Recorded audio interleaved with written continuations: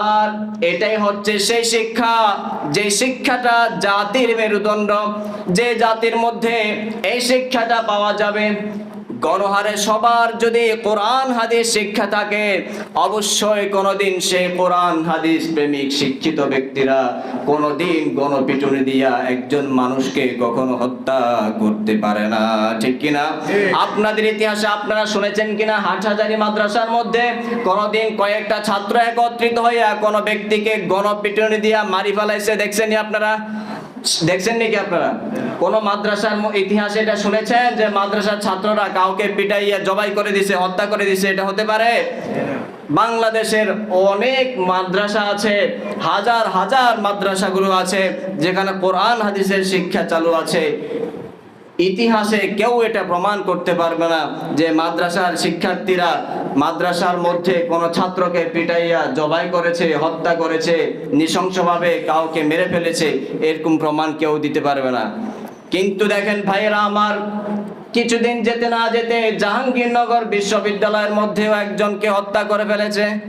গতকালকে ঢাবিতে ঢাকা বিশ্ববিদ্যালয়ের মধ্যে একজন ভাইকে, তোফাজ্জলকে সন্দেহ করে কিছু ছাত্ররাই, বুয়েটের ওই ঢাকা বিশ্ববিদ্যালয়ের ছাত্ররাই সন্দেহ করে তাকে স্টাম্প দিয়ে পিটিয়ে, যে যেভাবে পারছে ওইভাবে পিটিয়ে তাকে শেষ করে ফেলেছে।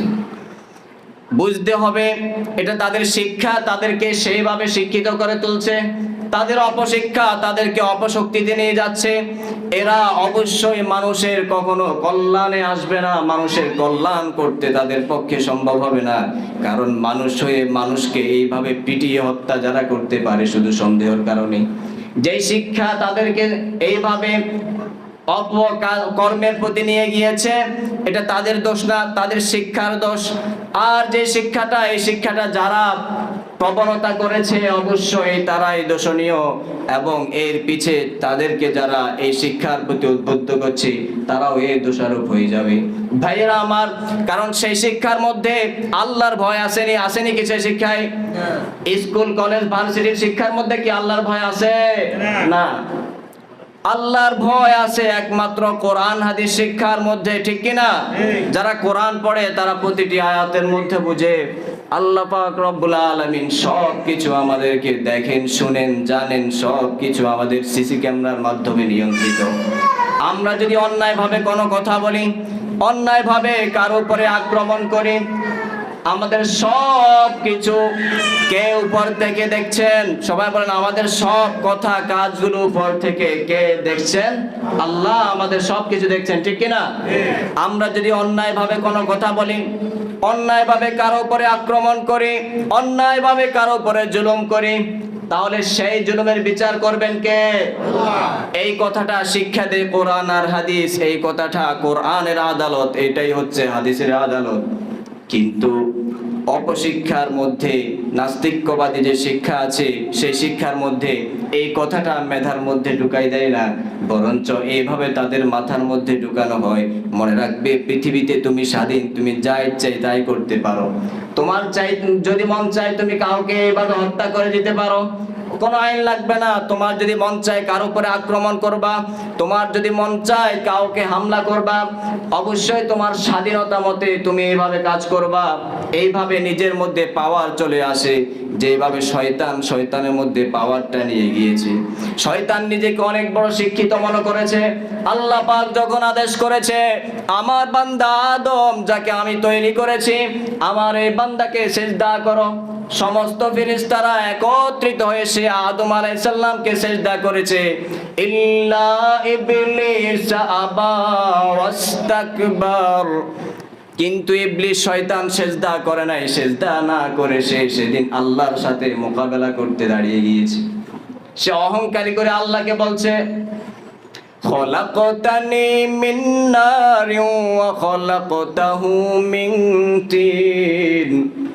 ও আল্লাহ, ও আমার রব, আপনি আমাকে সৃষ্টি করেছেন আগুন থেকে, আপনি আমাকে সৃষ্টি করেছেন আগুন দিয়ে, আর আদমকে আপনি সৃষ্টি করেছেন মাটি দিয়ে। আপনি তো জানেন আগুন চায় উপরের দিকে ওঠার জন্য, আর মাটি চায় নম্রতা নিচের দিকে যাওয়ার জন্য। আমি আগুন হয়ে মাটিকে সিজদা করতে পারবো না, তার যুক্তি কত বড়! দেখেন শয়তানের যে শিক্ষা, সেই শিক্ষাটা স্কুল কলেজ ভার্সিটির ভাইদের মধ্যেও ঢুকে পড়েছে। তাদের কথা হচ্ছে আমরা যা জানি সেটাই তো বড়, আমরা কেন কোরআন হাদিসের দিকে নত হব? আমরা যা জানি সেটাই করি, আমরা যেটা দেখি সেটাই বিশ্বাস করি। আল্লাহকে দেখা যায় না বিদে আমরা আল্লাহকে বিশ্বাস করি না। নাউজুবিল্লাহ কন্যা। ওই নাস্তিকগুলো কিন্তু বের হয়েছে এভাবে, বিশ্ববিদ্যালয়গুলো থেকে তারা বের হয়েছে। ভাইরা আমার, তাদেরকে সেই শিক্ষাটা সেভাবে নিয়ে গিয়েছে শয়তান, তাদেরকে সেইভাবে পথ দেখিয়ে দেখিয়ে অহংকারের মধ্যে নিয়ে তাদেরকে ধ্বংসের মধ্যে নিয়ে গিয়েছে। শয়তান আমাদের পিছনে লেগে গিয়েছে। সেদিন অহংকার করার পর থেকে নিয়ে আল্লাহর সাথে ওয়াদা করেছে, যত মানুষগুলো আল্লাহকে বিশ্বাস করবে, কোরআন হাদিস বিশ্বাস করবে, কোরআন হাদিস এই মহাশিক্ষায় শিক্ষিত হওয়ার জন্য চেষ্টা করবে, আল্লাহ পাক রব্বুল আলামিনের সেই খাঁটি বান্দাগুলোকে শয়তান ধোঁকা দিয়ে দিয়ে জাহান্নামে নিয়ে যাওয়ার জন্য আল্লাহর সাথে সেদিন প্রতিজ্ঞা করেছে। ভাইরা আমার, এই অহংকারীর কারণে শয়তান অনেক বড় শিক্ষিত হয়েও জান্নাতে যেতে পারবে না। শয়তান, কথা বলেন, শয়তান কখনো জান্নাতে যেতে পারবে? শয়তানও তো শিক্ষিত, ঠিক কি না? আপনারা জানেন শয়তানের শিক্ষা তৎকালীন মানব জাতি সৃষ্টি করার আগে জিন জাতিকে সৃষ্টি করা হয়েছে, তাদের মধ্যে সবচেয়ে জ্ঞানী আর শিক্ষিত ছিল শয়তান। এটা জানেন আপনারা? অনেকে জানেও না মনে হয়। জানেন শয়তান এত বড় শিক্ষিত ছিল যেটা কল্পনার বাহিরে, এবং এত বড় আবেদ, আল্লাহর ইবাদত করতে করতে তার কপালে দাগ পড়ে গিয়েছে। কিন্তু সামান্য অহংকার তাকে চিরজীবনের জন্য ধ্বংস করে দিয়েছে। এই কারণে কোনো অবস্থাতে অহংকারী করা যাবে না, কোনো অবস্থাতে কোনো কিছুর জন্য অহংকার করা যাবে না। ভাইরা আমার, এই দিন শিক্ষা, ইলম শিক্ষা অবশ্যই নম্রতার দিকে নিয়ে যায়।